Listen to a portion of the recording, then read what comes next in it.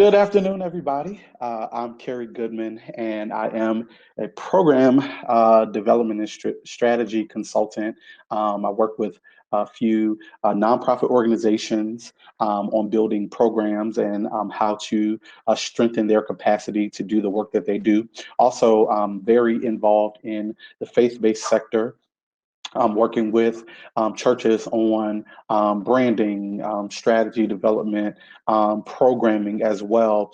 And then the other space, I sit on various coalitions and planning groups for different national organizations to address various also, I am the founder of Black Men's Wholeness, and Black Men's Wholeness is a digital platform where we bring together Black men to have dialogue around subject matter that directly impact them. And so I'm so excited to be here today to share a subject that I'm very passionate about, and that's trauma-informed congregations. I want to thank LaKesha Womack for the work that she's done and her team, the work that they've done to put together this Rethinking Church virtual summit. And so Mental Health Day, we're so excited to be in this. So I'm not sure how many people are here. I see one number, I see another number. So we're just going to go ahead and jump right on in. And so before we get into the nuts and bolts of what we're going to discuss today, just take a moment. Just take a moment to just think, to reflect. Just take a moment to just this moment in this space, whatever yours is. This is a good opportunity for you to just lay it aside for a minute. This is a great moment for you to just inhale and exhale.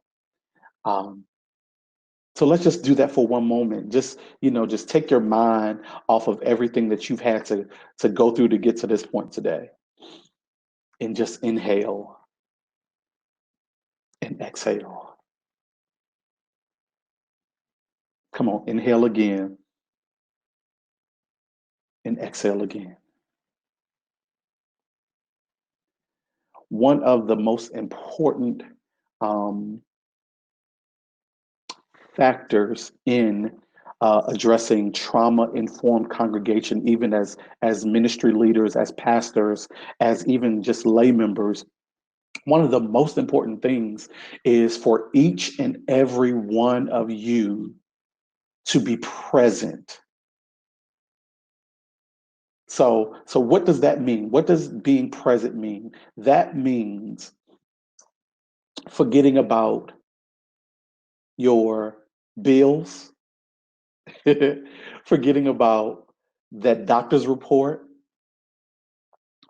Turn the TV off, because at the end of the day, the news become redundant. You may need to turn your phone off, because those text messages might be a distraction. You may need to just take a break from social media, because what you're seeing is not going to take you to the next level. And one of my goals and my responsibilities and my assignments is to empower each and every person to get to their next level of best. Not just your next level of better, your next level of best. And so trauma-informed congregations. And so objectives for today, being trauma-informed means helping people learn, talk, and grieve about what has happened to them. And one of the things we must be mindful is that congregations serve as a safe space for those conversations to take place. Many people find solace in their places of worship. And I say it like that. I don't want to say churches because we have persons that attend mosque or synagogues. Um, and we want to be very sensitive to that as well. And one of the things that we need to learn and be mindful daily is that language matters. Let me say that again. Language matters. And one thing that I'm very keen on, I love a good amen corner. So if you're in the chat, I want some people to just chat and just throw some quotes out there as we go along. Let me say that again. Language matters. And we have to be very sensitive to the words we say, but not only the words we say, but how we say it. That's so important. We have to be very sensitive to not only the words we say, but how we say it. And so here's a fact that I think everybody should be mindful of. No one is exempt from trauma. Let me say that again. Let me say it loudly. No one is exempt from trauma. Absolutely no one. And let me share this on today. Let me look right in the camera. Not even you. Trauma does not discriminate. And I think that's one of the misconceptions that we as people of God have this mentality that nothing can come near us. We cannot be impacted by anything. Let me assure you that you, even you, are impacted by trauma. If you want to make it real, let's look at the year 2020. That has been a traumatic experience for each and every person. Now, and we'll talk about it a little bit later, but each person does not handle trauma the same way. Trauma impacts each and every or affects each and every person differently. But let me say this again, trauma does not discriminate. No one is exempt from trauma. And that's a great landing point because we have to make that known when we talk about trauma informed congregations. We have to be very mindful of that because we are living in a day and time where each and every person is going through their own level of whatever they're going through. And that's from, as they say, the church jargon, from the pulpit to the door. Each and every person has some type of situation that they've dealt with. If we talk about the COVID-19 pandemic, I mean, many people, some people take it serious, some people don't. Some people wear their masks, some people just choose not to. Some people have had family members that have passed away. Some people have not, don't know anybody that has passed away. Some people have tested positive, some people have tested negative. But here's the thing, it is a reality for not just one person. It is a reality for everybody. And so when we look at this, we have to also, when we talk about building frameworks for congregations to respond to trauma, we have to understand just language. What is framework? In general, a framework is a real structure intended to serve as a support or guide for the building of something that expands the structure into something useful. Let me say this again, and of course the slides will be made readily available to you. A framework, in general, a framework is a real or conceptual structure intended to serve as a purpose, as a support or guide for the building of something that expands the structure into something useful. Here's a great quote I like. Don't ask what the world needs. Ask what makes you come alive and go do it. Because what the world needs is people who have come alive. And Howard Thurman said that so eloquently. The world needs people who have come alive. And so here's the most important factor that we need to keep in mind in terms of building framework. In order for the framework to inherently be developed, there must be persons willing to show up, but not only show up, be present and do the work. Let me say that again. In order for the framework to inherently be developed, there must be people who are willing to show up, be present, and do the work. So that means that in order for us to build framework for faith communities to respond to trauma, there must be persons, not only the persons who are having the traumatic situations, but there must be persons who are willing to be there. But not only be there, they must be present. But not only be present, they must be willing to take initiative and do the work. And so let's talk about trauma a little bit. Um, just to define trauma, trauma results from something that occurs in a person's life that is experienced as physically or emotionally harmful or life-threatening. It can be an event, circumstance, or series of events that are traumatic that leave lasting effects on the individual's functioning and mental, physical, social, emotional, or spiritual well-being. It is as much about the person's internal processing of a stressful or difficult situation as it is about the circumstance that results in the trauma. Let me say that again. It is more about the internal processing of a stressful and difficult situation as it is about the circumstance that results in the trauma. Mm, that's real good right there. So here's the thing. So in order for us to really understand how someone responds to trauma, we must dig a little deeper. And I think so many times we are placed in situations where we're faced with situations and we're looking at it from a very surface level point. But in order for us to truly understand, we have to dig deeper. And the digging deeper is the asking questions. The digging deeper is to show compassion. And here's the thing that a lot of people don't want to do.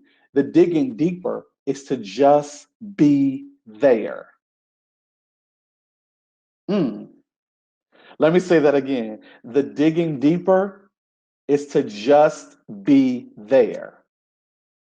Because many times people don't need a word, people don't need advice, people don't need quotes and scriptures, people just need someone to just be there. And as congregations, we have to be willing to create space for persons to show up as messed up, as broken, as damaged, as stressed out as they need to be. And many times because we are, the people of God, and we know church lingo, we know the antics of church. We feel as if we have to put all of that on in order to respond to someone's traumatic situations. I love that, the ministry of presence. Yeah, many churches need to adopt a ministry of presence. Some people come to the altar, they don't want to be prophesied to. Some people come into the altar, they really don't want the laying of hands. Some people come to the altar because they want somebody to I just need the presence of you. Let me have my moment to breathe. Let me have my moment to just be. Let me have my moment. And here's the reality. Let me have my moment to sulk in what I'm going through. Woo! All right. Y'all trying to push me hard. Y'all trying to push me hard today. We have to make sure that we are digging deeper so that we can the internal processing of the stressful or difficult situation that people are dealing with. Because the fact of the matter, let's be real. Some people might be on their last dollar right now. Let me say that again. They may be on their last dollar right now. And help me understand what a word is going to do in that moment. Because here's the thing, you may not even know that they're on their last dollar. Mm. All right, let's move on. Let's move on. We only got a few more minutes together. So here's a big concept. I'm going to throw out a couple big concepts. What might traumatize you deeply might not dramatically affect someone else. Woo! Oh my God. What might have traumatized you in one way, next person in the same way. And we have to be mindful of, and it goes back to the language. We have to be mindful of how we respond to what somebody's going through. We have to be very mindful of how we respond to what someone else is going through. And see, here's the reality.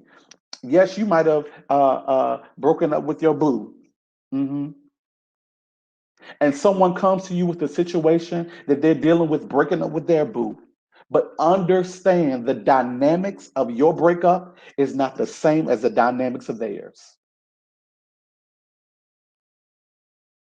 And you could ultimately cause a detrimental situation by offering too much information. Okay, I said something right there. You might cause a detrimental situation by offering too much information. Mm. Let me say it one more time. You might cause a detrimental situation by sharing too much information. What happened to you is not going to have the same impact as someone else. All right, we're moving. We're moving. So let me say this again. This is our big concept that we want to land on for a few moments. What might traumatize you deeply might not dramatically affect someone else. All right, so here we go. Most ministries seek to comfort those who are in distress, help those less fortunate, and desire to alleviate suffering where they can. But in doing so, many have not even considered those quietly suffering in their congregations and communities due to the present difficulties resulting from past or current traumatic experiences.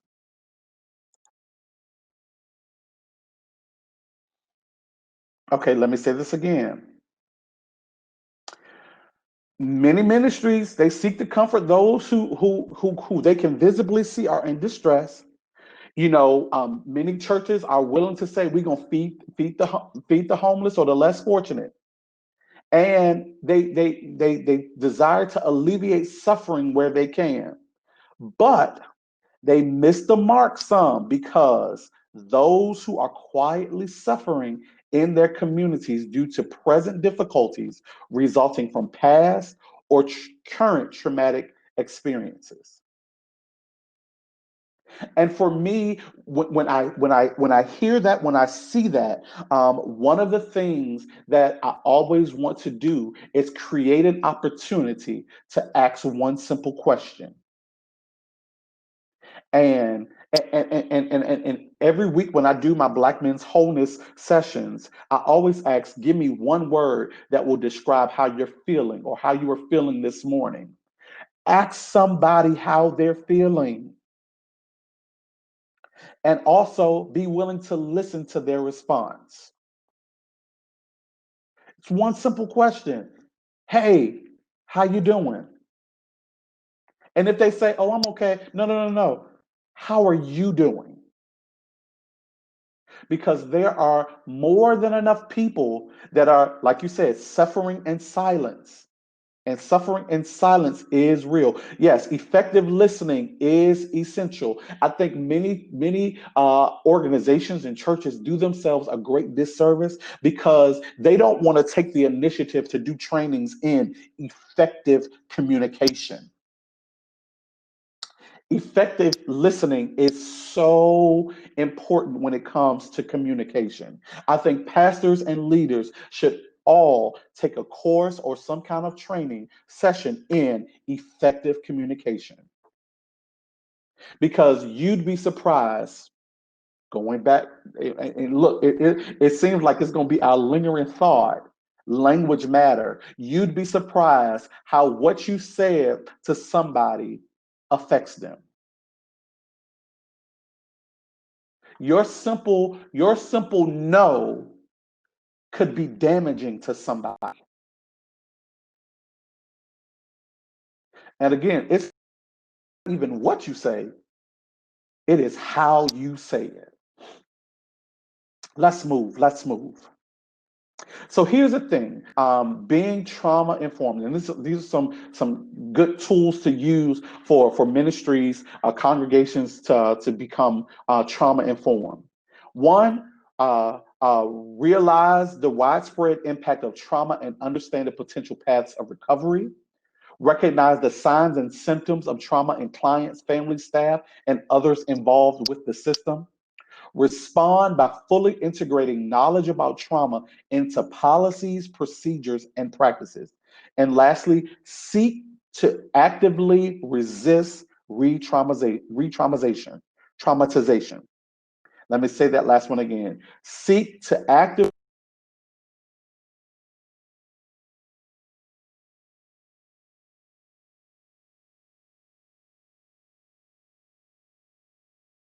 and emotional experiences that leave lasting effect and provide practical ministry interventions as well as support for ongoing mental health interventions.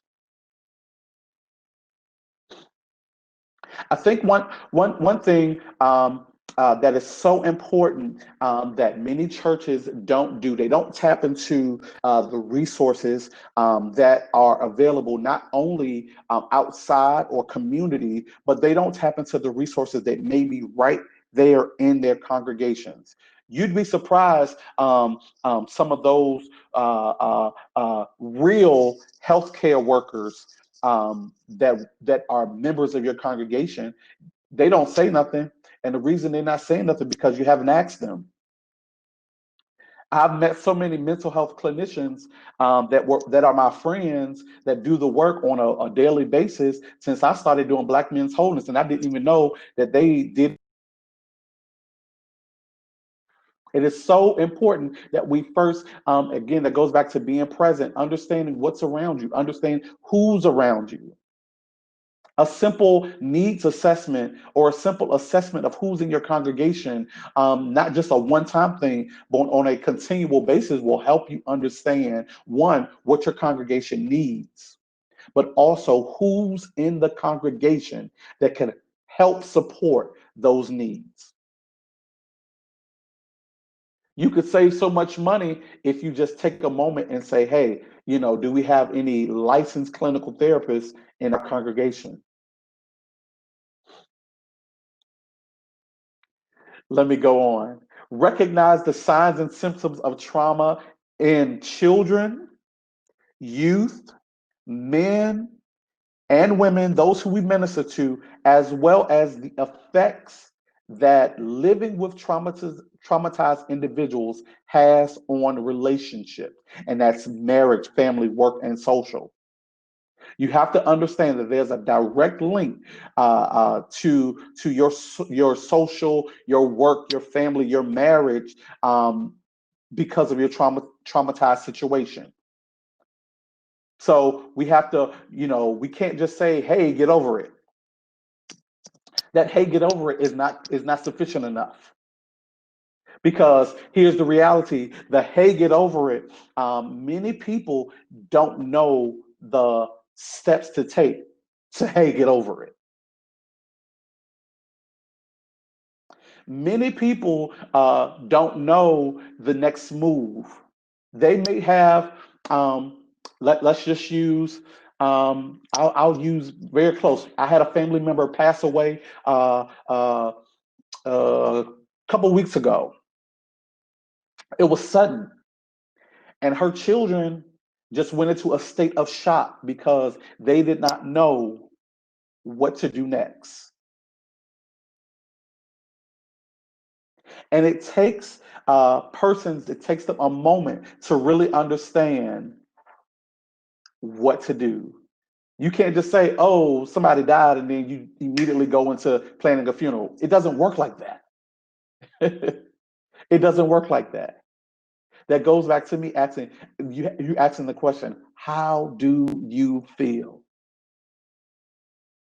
What's your headspace? And here's another question that I don't think many people they ask it, but uh, uh, I don't think they really are ready for the response. In this question, do you need anything?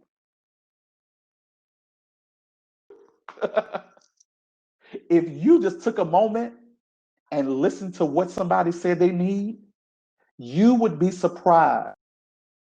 You probably would, your head probably would spin around if you really took a moment to listen to what somebody says they really need.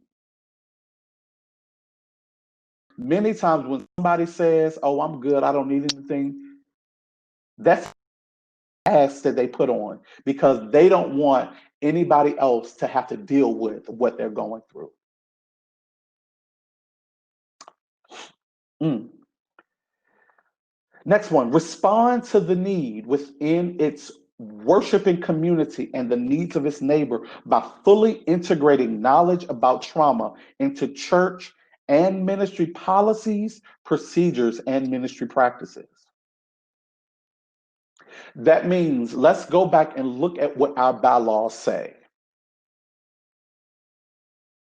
That means let me really think about um, how we handle situations.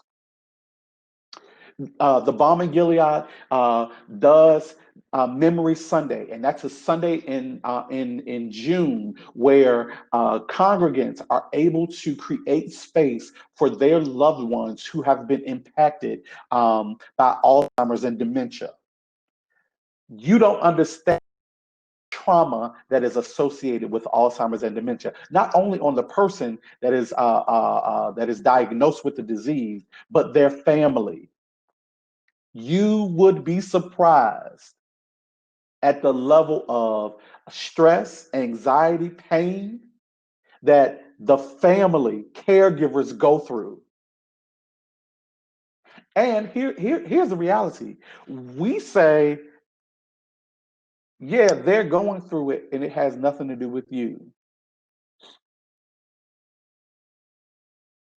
Let me say it again. They say, yeah, they got HIV. That has nothing to do with you.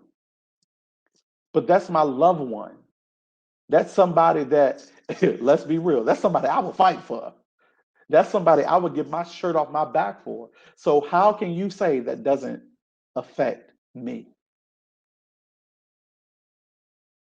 And so we have to get to a point where we start looking strategically at how we do what we do in ministry settings. And that goes from the pulpit to the door. And here's the last one in these tools. Seek to actively resist re-traumatization. Let me say that again. Seek to actively resist re-traumatization. Let me say it one more time so it can get deep down in your spirit. Seek to actively resist re-traumatization that can occur when appropriate recognition and intervention is not wed with compassion and a commitment to stabilizing relationships and supportive structures that destigmatize mental health issues. Let me say that one more time. Seek to actively resist re-traumatization.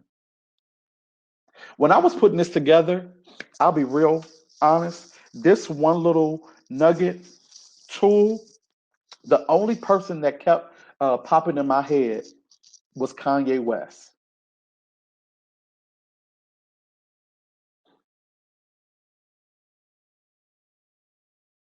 And I've been thinking about the fact that just a year ago, this time last year, many people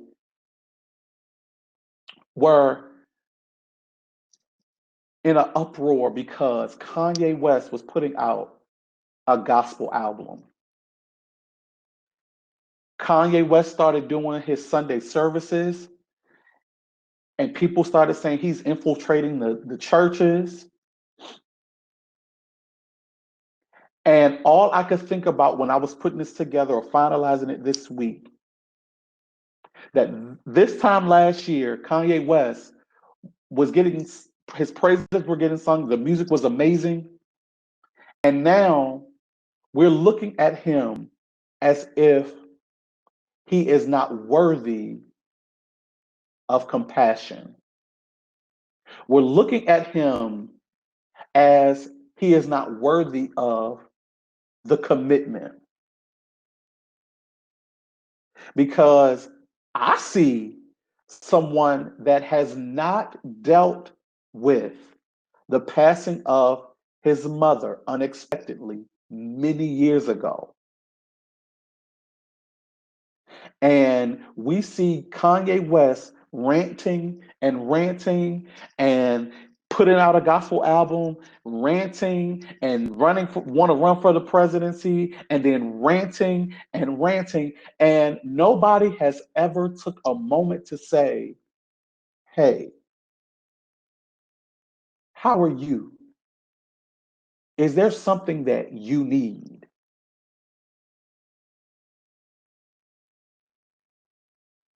And this all falls in line together. We have to be mindful of those outbursts. And many ministry leaders, when outbursts like this happen, or like if someone gets on social media and start ranting, I thank God for my pastor because every time that I'm ready to rant, I think about what he would say in that moment. If I was to just hit send, I think about what he would say.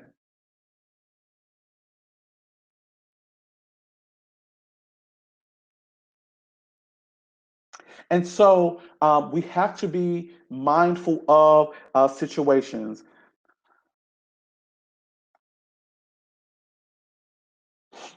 So so let's move on. And so here's another big concept.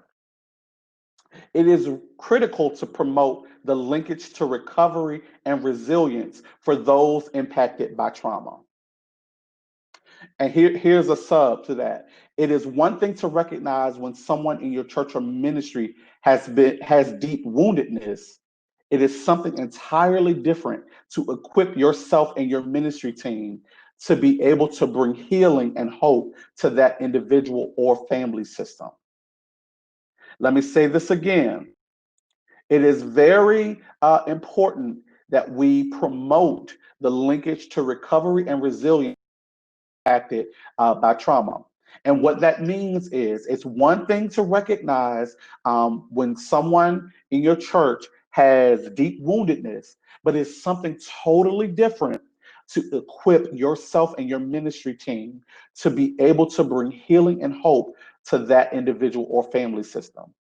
That is so key. It is one thing to talk about what they're going through, but it's another thing to create an opportunity for your congregation, yourself, your ministry team, to be able to respond to that in a intelligent manner. All right, we're moving. We got a few more minutes. So here are 5 trauma-informed principles. All right. And so we'll expound on them a little bit, but definitely, I'll leave my information. We can talk about this. We can create more opportunities to talk about trauma-informed congregations. But here are 5 trauma-informed principles that are so important. 1, show support. And these really are not in any order, but these are, how they're falling right now. 1, show support. The second one, create safe spaces. The reason many people are suffering in silence is because they feel as if their congregations are not safe spaces. And that's because of what they've seen in the past. So we have to assure persons that our congregations are safe spaces. Next, be sensitive.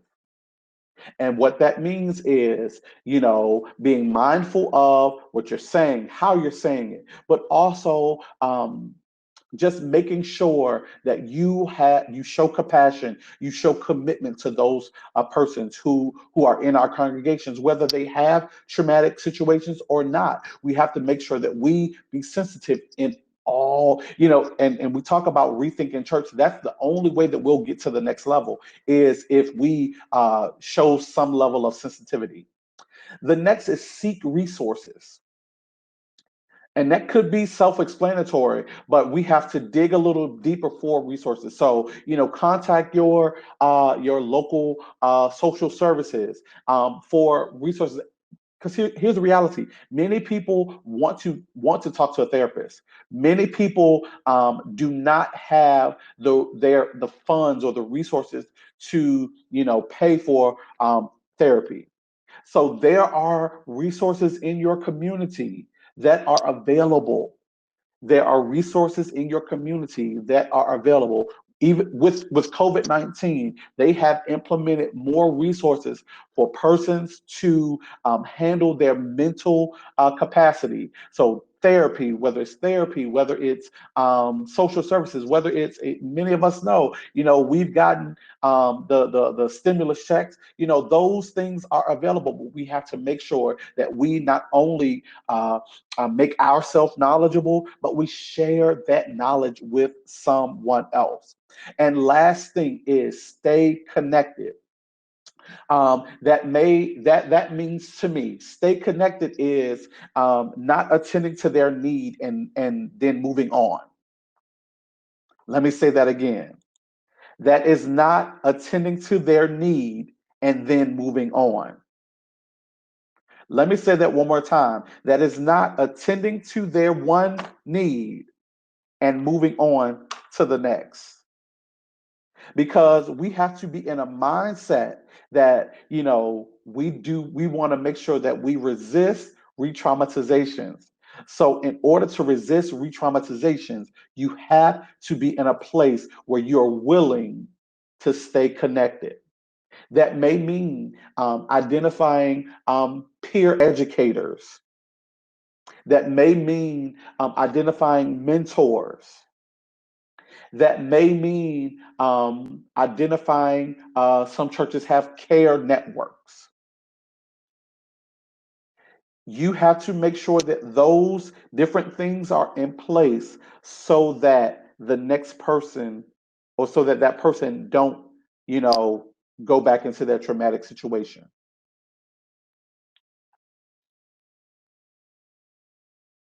And here's a quote that Dr. Kalita Forbes gave on last evening in her Anatomy of Insecurity. Being healthy is a form of resistance. Being healthy is a form of resistance. We have to make sure that we are promoting healthy congregants and whole congregants. Healthy and whole. And so we'll open it up this time for questions. If anyone has any questions that they want to ask, share a comment. Thank you, Rennie Lee. I appreciate that. Jackie Lee, I appreciate you. It does make a difference. Some people feel abandoned. Yes, Willie, you have a question above. How do we help people express themselves who feel breach of confidentiality, lack of trust, and predators within these safe spaces? Um, One thing that I would definitely say is create a moment for open dialogue. And what that means is let's set aside, tell me how you really feel. Say what you got to say. And you have to get to a point where you create a common ground, a common bond amongst the person. And here's the thing, this may not happen in a group setting. Now, if it's a predatory situation, then I would definitely say, bring in a mediator, bring in somebody that can hear both sides and be able to, share what, and allow each party to express what they heard. I think that's so. One of the downfalls is someone says something and you automatically expect someone to know what you mean, and that's not always the case. So you have to create an opportunity for someone to say, "Hey, this is what I heard." Thank you so much. Oh my God. Deshonda Williams, please, please, please. My email is there, blackmenswholeness@gmail.com. Please send me an email really quick so that we can stay connected. I would love for everyone to reach out. You can find me on social media, Black Men's Wholeness, on both Instagram and Facebook, Black Men's Wholeness on Instagram and Facebook. And I do a session each Tuesday evening at 8 p.m. Eastern Time, where we create dialogue for Black men to have conversation. But not only that, I create moments within the faith-based setting so that we can talk about this. I feel that there's not enough of these conversations that are being had. I believe that one of the most important things in addressing pastoral care is self-care. And I don't feel like, and here's the reality. Self-care is not only just going to get a manicure or getting a massage. That's not self-care. That's not only self-care. Self-care for pastors and leaders is having dialogue, healthy dialogue like this, so that one, pastors and leaders can um, think differently, or see how other people think regarding a similar situation. Oh my God. Um, oh my God. Uh, I've learned that the last agency to call when someone is in. Oh my God, Rennie, that is so important. That is so important. Now, here's one of the most important things. Every church community should be connected to the law enforcement within that community. Let me say it again. Every church, every church or congregation in the community should have some connection with the law enforcement in that community. And that is because in order for you to prevent situations from happening, you have to make sure that there's some sort of intermediary between there. Now, I'll use a couple scenarios for example. One of my friends he's in California, in the Bay Area. And he's young, and many of the Zionites know that sometimes we start training up these pastors, at young ages. He may be 23, 24 at this time. And one of his congregants had gotten pulled over by the police, and she said, "I don't feel safe, Pastor. I need you to get down here right now." And so when he arrived, now here's the thing. He looks like a pastor. He wasn't dressed in, street or urban wear, and he, was in a suit and everything. And the law enforcement over did not believe that he was a pastor. Let me say that again. They did not believe that he was a pastor. And so then they started questioning his credibility. And so one traumatic situation has now escalated to another level. And one of the great things that I love, he's full gospel. So he had, his full gospel, membership card. He was able to show some credentials or whatever. And these police officers did not believe that he was who he said he was. And so that's when I say every church needs to have some relationship with the law enforcement in their area so that they can say, hey, if they were placed in that situation, hey, officer such and such, why don't you call sergeant such and such? Because we want to make sure that we eliminate these horrendous situations from happening. Any more questions before we close it out? I know our time is now ended. I thank you for this. I thank you so much for today. I thank each and every person that has gotten on, but not only gotten on, I thank each and every person that has stayed on. Um, oh my God, this has been amazing. LaKesha, oh my God, LaKesha, thank you so much for this. I definitely, if given the opportunity, I would love to do some sort of like session throughout the year that we can, take this a step further. But these are just the nuts and bolts that we wanted to touch on to get our people not only healthy but whole. Again, here are 5 trauma-informed principles: show support, create safe spaces, be sensitive, seek resources, but most of all, we have to stay connected. Thank each and every person for what you've imparted today. Thank you so much. God bless you. Y'all have